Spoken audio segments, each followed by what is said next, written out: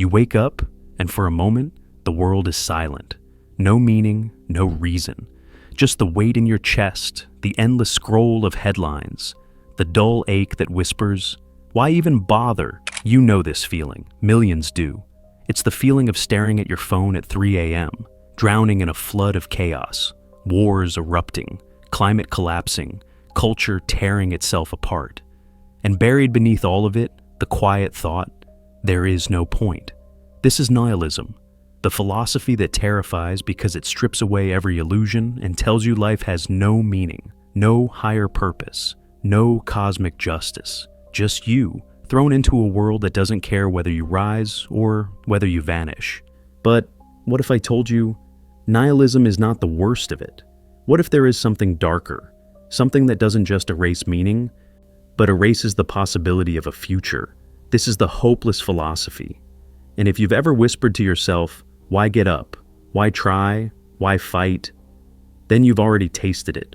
Because nihilism at least leaves you standing. It confronts you with emptiness, but you are still alive inside that void.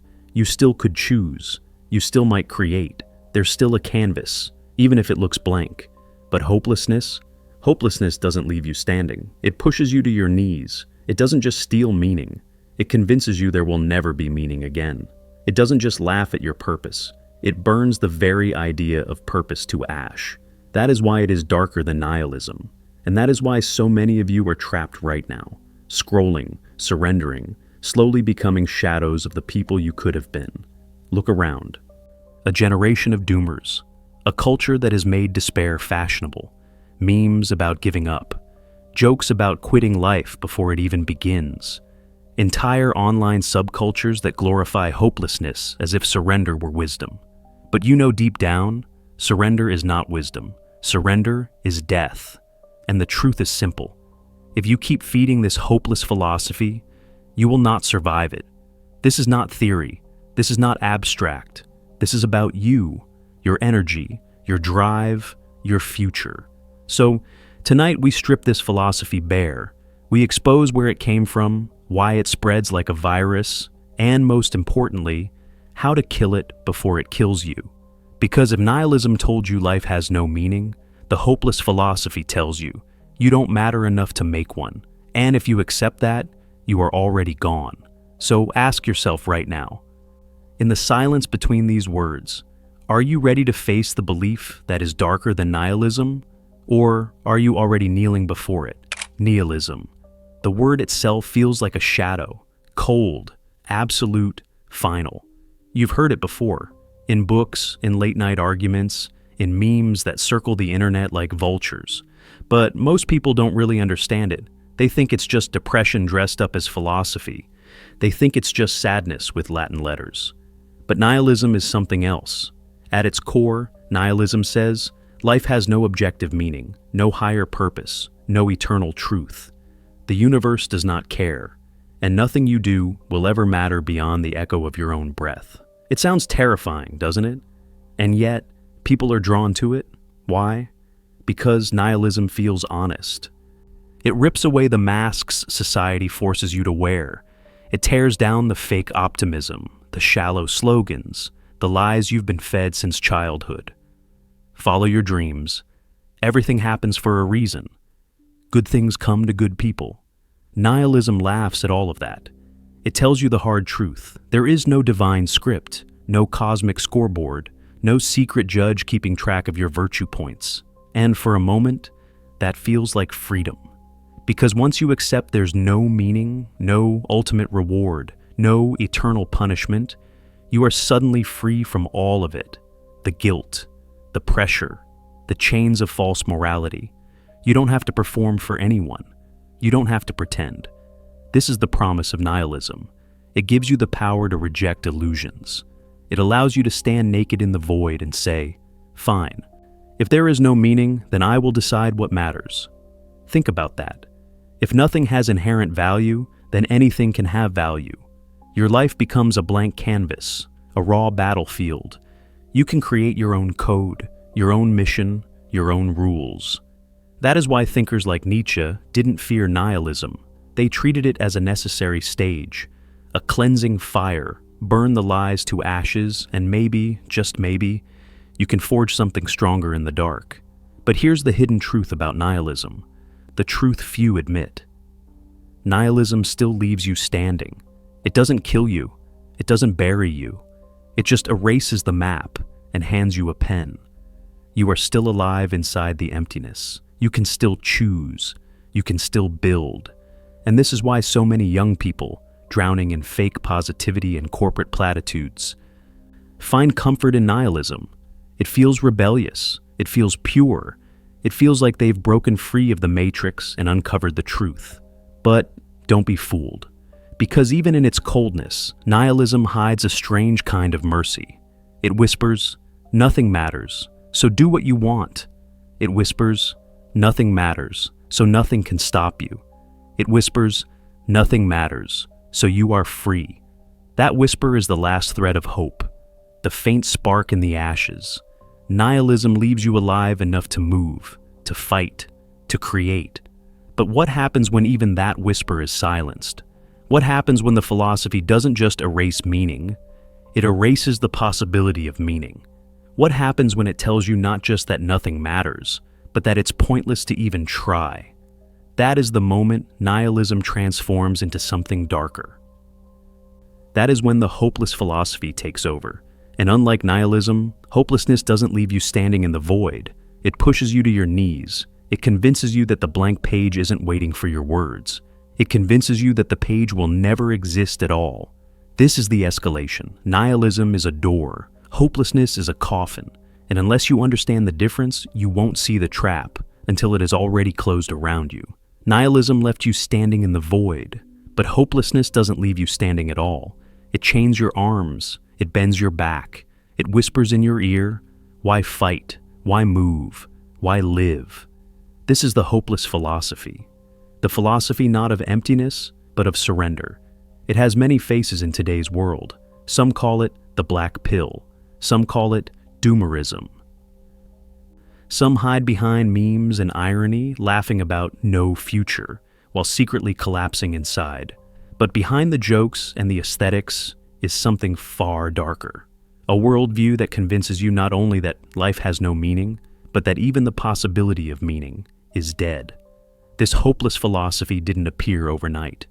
It has a lineage, a bloodline of despair stretching back through history.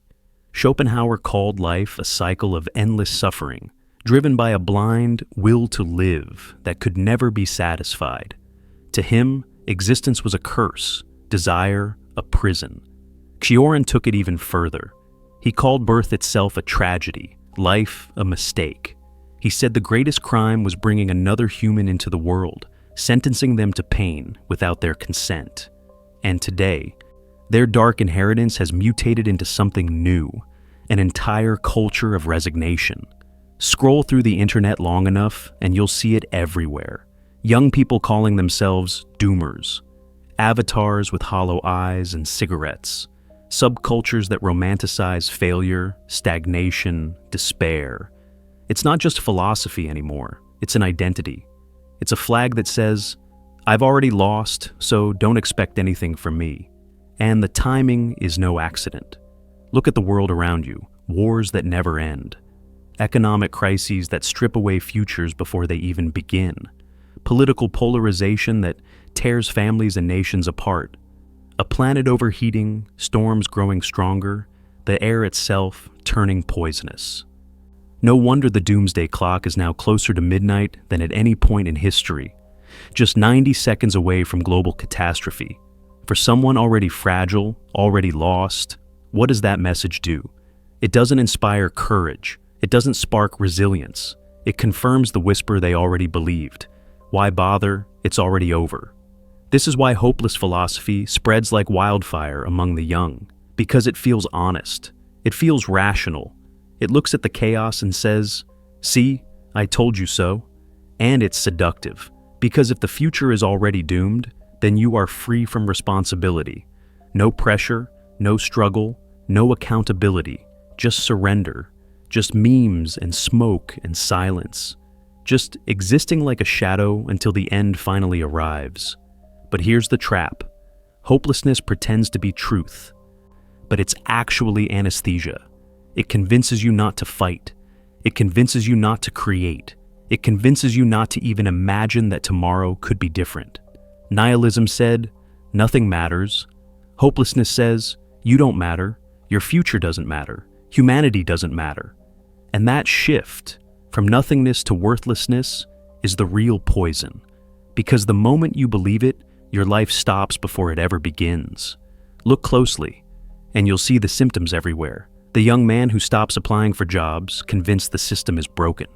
The student who stares at the ceiling every night, too paralyzed to move, convinced nothing will ever change. The friend who jokes about ending it all, and you can't tell if it's irony anymore.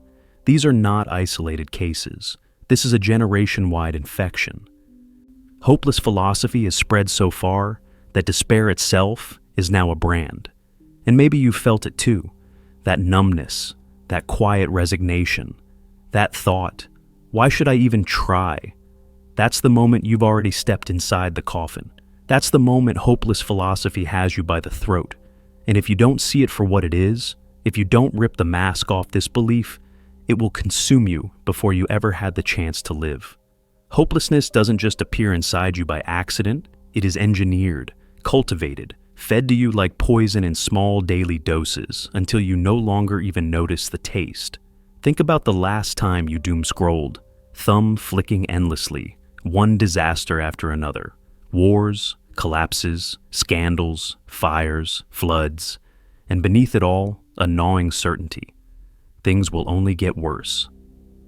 That isn't just bad luck, that is design. Every algorithm is built to keep you staring, swiping, consuming, and nothing keeps your eyes locked to the screen like fear. Nothing keeps you paralyzed like despair. The machines know this, and so they drip-feed you hopelessness, one tragedy, one outrage, one crisis at a time, until hopelessness becomes the air you breathe. Psychologists call it learned helplessness. In experiments, animals trapped in cages were shocked with electricity. At first, they fought, they clawed, they resisted. But when the shocks kept coming, when escape seemed impossible, they stopped moving. Even when the door was left wide open, they stayed inside, waiting for the pain. That is what's happening to you. The constant bombardment of crises trains you to stop resisting. Trains you to believe escape isn't possible. Trains you to believe the world is collapsing, and you might as well collapse with it. This is why hopeless philosophy spreads so fast, because it doesn't just live in your thoughts, it colonizes your identity. At first, it's just a feeling, a passing doubt. Then it becomes a worldview, a filter on every story you see. And finally, it becomes who you are. You're no longer someone who feels hopeless. You are a hopeless person, a doomer, a black-pilled soul, a walking corpse wearing the mask of resignation. Hopelessness spreads like a virus, but unlike a virus, you don't cough it. You post it, you meme it, you share it with a laugh, disguising despair as humor. A single doomer meme can infect thousands of minds. Each one carries the same coded message. There is no point. We are already finished. And the more you repeat it, the more it feels true. That's how identity works. What you repeat, you become. What you wear, you live. And make no mistake, hopelessness is an identity that is easier than fighting, easier than standing alone, easier than carrying the burden of hope. But here's the most dangerous part. This hopeless identity is not only tolerated today, it is rewarded. Hopeless jokes go viral. Hopeless aesthetics get clicks. Hopeless content earns money for platforms that thrive on your despair. Every second you surrender, someone else profits. Every time you sink deeper, someone else is cashing in. You are not just hopeless, you are being harvested. And maybe you've noticed it in yourself, that slow shift. At first you were just tired, just burnt out. Just scrolling a little too long, then you started thinking, what's the point? And now, without realizing it, hopelessness is written into your posture, your habits, your silence. This is the real fire, not the wars, not the storms, but the quiet burning of your spirit while the world convinces you it's already too late. Anger should rise in you now, because hopelessness isn't just despair. It is control. If you accept it, you will never rebel. You will never stand. You will never build. And that is exactly what the world wants. A generation of quiet, compliant shadows who gave up before the battle even began. Nihilism left you standing. Hopelessness leaves you kneeling. And every scroll, every meme, every post drives you deeper into the ground, unless you recognize the fire for what it is. Unless you see that hopelessness isn't truth, it's a trap, a system, a virus. And if you don't fight it, you don't just lose your future, you lose yourself. What does hopelessness actually cost you? Not in theory, not in abstract, but in the daily grind of your existence. It begins quietly. You stop trying as hard. You delay the project, the workout, the application. You tell yourself it doesn't matter because nothing will change anyway. Then it seeps deeper. Ambition fades. The fire you once had turns to ash. Creativity dries up because why create something for a world that's already doomed? Even love becomes impossible. You can't open your heart when you don't believe in tomorrow. Hopelessness doesn't just steal your future, it steals your present. Nihilism at least left you with a blank page. It erased the script, but the pen was still in your hand. You could still write. You could still imagine. Hopelessness burns the page before you can touch it. Hopelessness snaps the pen in half. Hopelessness convinces you that no story is worth telling, so you don't even try. And the tragedy is this. By surrendering to hopelessness, you erase yourself before the world ever has the chance. You see it in the empty eyes of the man who has stopped dreaming. You see it in the young woman who already speaks like she's 80, saying the world is finished, life is finished, hope is finished. You see it in the friend who laughs about giving up, but whose laughter is hollow because they already have. This is not living, this is waiting to die, and it corrodes the mind, slowly, invisibly. Hopelessness rewires you. It lowers your standards until mediocrity feels normal. It numbs your instincts until you can't even recognize opportunities. It kills your agency until you are no longer a human being. You are just a shadow, following routines until the lights go out. Do you see the cost? It isn't death. Death is merciful. The cost of hopelessness is worse. The slow erosion of your will to live while you remain alive.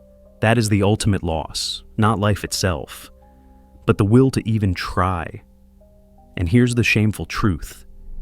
If you remain in this state, the world won't even notice. History won't remember you. The universe won't mourn you. You'll simply vanish. One more name on a long list of those who surrendered before the first blow was even struck. That is the price of hopelessness. And this is if you're honest with yourself. You already know you've been paying it. Hopelessness tells you the story is finished. But what if you could write anyway? What if you could carve your meaning, not because the world is safe, but because it is brutal? This is the counterforce. And the dark truth is, it has been with us all along. The Stoics knew it. They lived under emperors who could kill them with a nod. Under wars, plagues, famines. Yet they forged one of the strongest philosophies in history. Their rule was simple. Control what you can, accept what you cannot. You cannot stop the storm, but you can build the ship. You cannot stop the fire, but you can carry water in your hands. The Stoic doesn't deny suffering. He stares it down and moves anyway. Nietzsche went further. He didn't just accept life's cruelty. He demanded we love it. Amor fati, love of fate. To not only endure your suffering, but to embrace it as the very fuel that sharpens you. Where hopelessness says, it's over, Nietzsche answers, no, this is where I begin. Every hardship, every failure, every humiliation becomes a hammer forging steel. The hopeless are broken by darkness, the strong are built by it. And Jung uncovered the final weapon, the shadow. He saw that every human being carries darkness inside. Rage, fear, despair. But instead of running, he taught us to integrate it, to make it ours. Because only when you embrace your shadow do you become whole. Only when you know your own darkness can you wield it, instead of being ruled by it. This is the counterforce to hopeless philosophy, not false optimism, not good vibes only, but the raw, terrifying truth. You can use despair as fuel. the Stoic controls, the Nietzschean affirms, the Jungian integrates, and together they create a human being who cannot be broken. You must see yourself now in that image, not as the passive victim who surrendered to hopelessness, but as the rare few who transform it into strength. Because hopelessness will never vanish. The world will never stop testing you. But now you hold the weapons. You can turn every wound into power, every scar into armor. This is how you rebuild in the dark, not as someone waiting for the light, but as the one who becomes the light. You began this journey staring into the abyss. Nihilism stripped away your illusions, and you thought that was the end. You thought that nothing mattered, that meaning was gone, purpose erased. But then you saw something darker, the hopeless philosophy, the black pill, the identity of surrender. The belief that doesn't just kill meaning, it kills the future. It convinces you not to fight, not to try, not to even stand. That was the coffin. That was the moment you could have vanished into the crowd of shadows. But you didn't. You are still here, which means you are ready to become something different. Understand this. The only way out is not comfort. It is not optimism. It is not waiting for the world to heal you. The only way out is through struggle, through choosing responsibility in the face of chaos, through standing where everyone else kneels, through becoming the kind of person who cannot be broken by despair, because you've already walked inside it and turned it into your fuel. You are no longer the doomer. You are no longer the hollow-eyed drifter scrolling yourself into paralysis. That version of you is already dead. The new you is forged in this fire. You take the nihilist's blank page and you write on it. You take hopelessness's coffin and you break it apart, building your own throne from its pieces. This is how you become untouchable. Think of those who came before you. Marcus Aurelius, ruling an empire through plague and war, writing his meditations at night as if each page were his last. Nietzsche, sick, crippled, mocked, yet still carving a philosophy that would outlive him by centuries.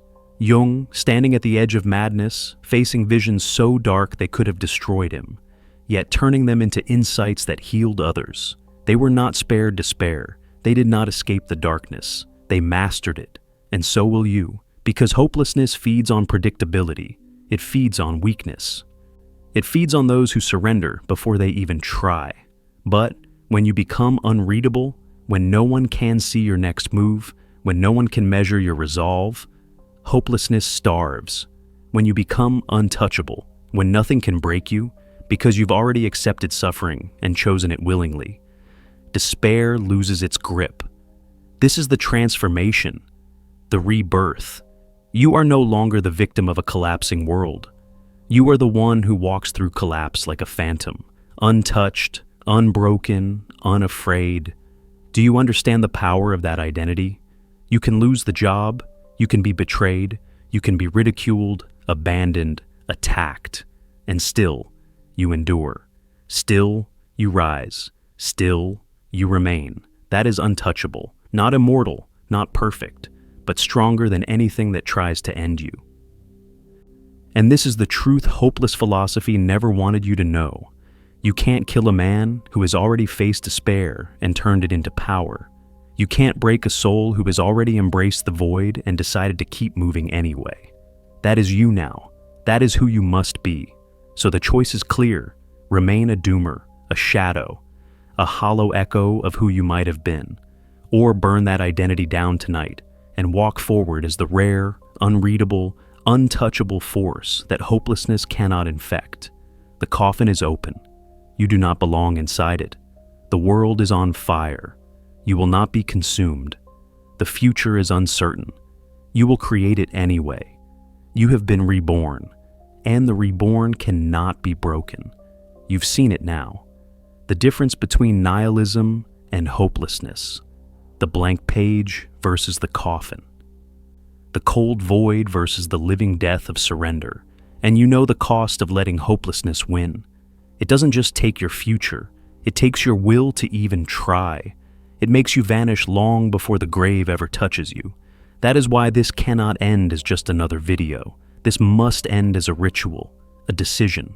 Because if you walk away and do nothing, the fire will consume you again. The memes, the feeds, the poison drip of despair, it will pull you back under, and you will forget the strength you felt in this moment, so you must anchor it. You must mark the death of your old self and the birth of the untouchable. Here's how. Right now, in the comments, write the words, agency back. It is not just text. It is your public declaration of war against hopeless philosophy. It is the proof that you will never kneel again. Type it and you carve the words into your identity. Type it and you remind yourself every time you return here who you have chosen to become. And when you do, you join a legion of others who refuse to surrender. Not sheep, not shadows, but men forged in the dark, carrying fire through the storm. Understand this. Subscribing here is not about content. It is about staying awake, staying armed, staying unbroken. Every time you return, you sharpen the edge. You fortify the identity. You protect yourself from slipping back into despair. So, if you are done with being the victim, if you are done being the doomer, if you are ready to carry the weight of your own life, subscribe now, not as a favor to me, but as a vow to yourself. This is not motivation. This is transformation. This is the end of your weakness and the beginning of your power. Remember, hopelessness is a coffin. You do not belong inside it. You have agency back. You are untouchable, and you will never kneel again.